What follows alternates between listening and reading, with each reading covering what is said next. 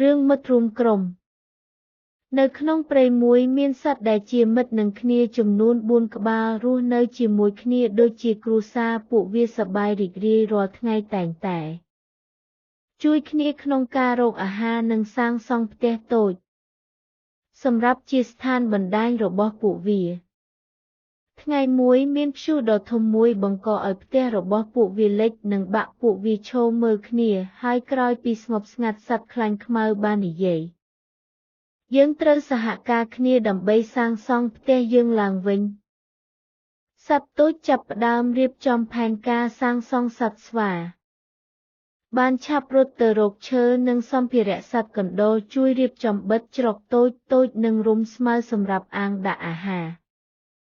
ក្រោយពីរយៈពេលមួយសប្តាហ៍ពួកវាបានសាងសង់ផ្ទះថ្មីមួយធំជាងមុនទាន់សម័យជាងមុនហើយរឹងមាំជាងផ្ទះចាស់សត្វទាំងអស់ក្នុងព្រៃមកមើលនិងគាប់ចិត្តនឹងសហគមន៍រួបរួមរបស់ពួកវាខ្លាំងណាស់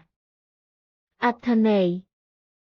បើអ្នកធ្វើការរួមគ្នាជាក្រុមយើងអាចយកឈ្នះបញ្ហាធំបានមិត្តភាពនិងការសហការជាគន្លឹះនៃជ័យជំនះ